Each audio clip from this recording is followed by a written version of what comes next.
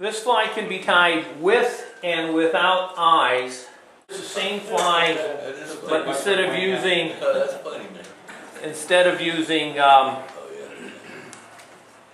amnesia, burning eyes, you know, which you can do, which I don't think I'm going to do here tonight. You know, just you can do it. The eyes and the antenna, that's for us.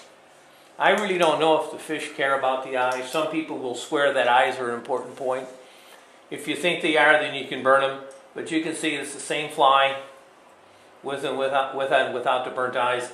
It really don't matter, as far as I'm concerned, which way you tie it. It's fun to tie with the eyes, just because it is. Not that it's any better. What I've done is I've taken a pair of tweezers, and if you look really close, right up here, I blackened them. If I place my eye maxima right there, I'm at the right width to set it over the hook so that I don't have eyes hanging off too far, because remember, you're burning your eyes into the distance for the width of the diameter of your hook. So I've already pre-marked these tweezers so that when I'm working on this side, this happens to be for 12, I can actually work it. These flies can be tied anywhere from an 18 to probably as large as a 12. They can be tied in any color because they're representing a caddis. Now you've got green caddis, you've got gray caddis, you've got black caddis, you've got tan caddis. So whatever color caddis you're trying to imitate, these are techniques. One of the interesting things about it, and I'll show you how I achieve the back. Okay, so let's kind of talk about the materials real quick before.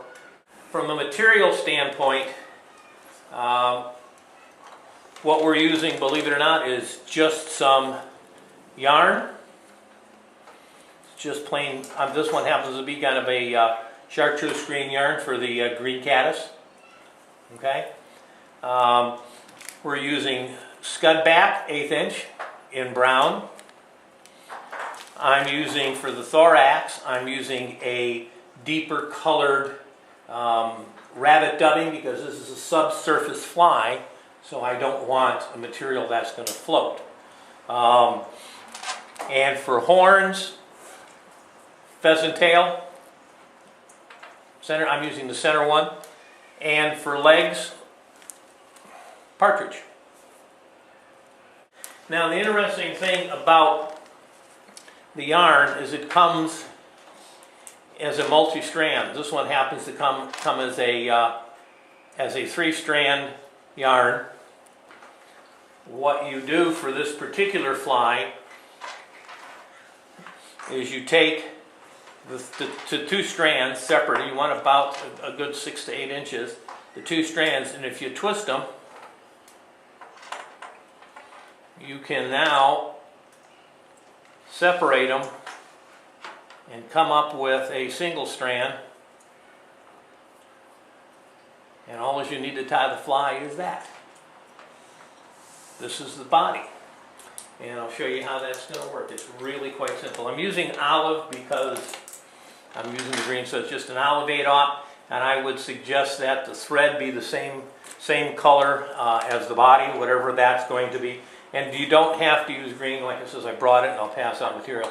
But you're going to start your thread just slightly forward of the point of the hook. Okay, because the area forward of that is actually going to become the thorax. Okay? Then you're going to take your yarn. Let me grab one. There we go. And you're going to place it in about the middle. Oh, too much. There we go. About the middle of the yarn.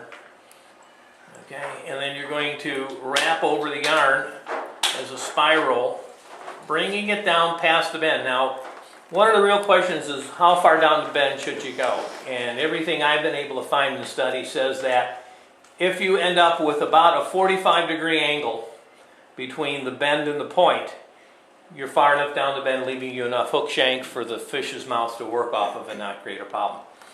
You're then going to take the yarn you're going to wrap it down. Now if you want, and I've seen it online where this pattern was in fact weighted with flat lead, you could do that and then you would not have to build up the taper like I'm doing here using the yarn. Okay? And I should have left that at the front. Pretty good there, Dennis. I do rolled. Alright, so we're going to tie off, What are your proven techniques? tie that off, okay? Bring our thread down just slightly, come back in, grab our scud back.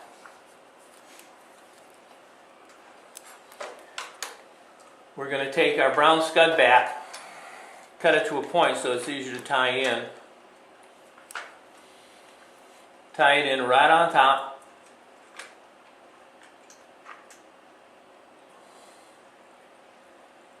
Stretch it all the way down to the tie-in point. Bring your thread all the way back up to the front of the thorax. Okay? And now the fun part begins. We're going to take a pair of hackle pliers, and I happen to like these for this particular job. Okay? And a shepherd's wand. And we're going to twist this into a tight rope. Otherwise it falls apart on you quite easily. Okay? We're going to take one complete turn behind the scud back. Take a turn in front of the scud back. Pull it up and over. I'm going to have to turn it so I can see that I'm staying dead center. Take a turn. There we go, a turn. Two turns in front. Pull the scud back over.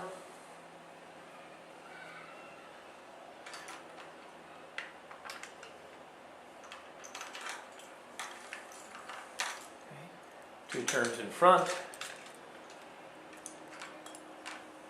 scud back over again. Oh, caught it. Yep, I saw that. Thank you.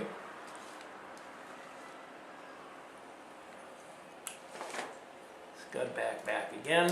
So we're basically doing a weave. If you think about it, we're weaving the scud back and forth over the body. When we get to the thorax, into the body, we're going to take a couple of turns just to kind of fill that in because we're going to dub it, so we might as well fill it in with some of the yarn. Wrap right back to the end of the thorax or the body, okay, with the scud back leaning backwards. Okay, at this point we're going to come and grab a small feather from the partridge. And the way we're going to prepare the partridge for the legs, now there's two ways to do this. What we're going to do is we're going to prepare it by getting all the fluff, pulling our legs off, clearing the tip, because we're going to now, there's our legs. Let's set them right on top, hold them down, take 1, 2, 3 turns, cut off the excess. Okay, at this point we're going to just add some dubbing. Again, the colors are prevalent on the caddis you're tying. So this one just happens to be green caddis, and I'm using, this is some olive rabbit. So Gene, you said there was two ways of tying in the... Yep, I'll talk about the other way. I wanted to show you this one here, the first to start with. Okay, and then we're going to wrap this back. Okay, this is going to be minus, this is going to be minus the eyes, so we don't have to worry about it. All right, 2 turns up at the eye. This is where we put their horns in. Again, the horns in the eye are purely, I think, decorative. They're not really that important, but I think they look cool. 2 fibers off the pheasant. Separate them.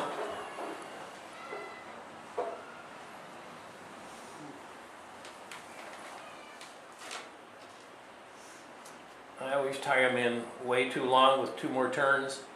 Then I can retract them to the length that I want them to be. Okay. Then I take both materials.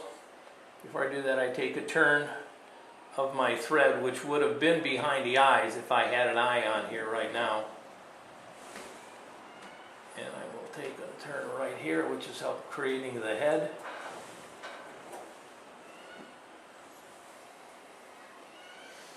There we go. Bring up both my scud back and this. Cut off the scud back.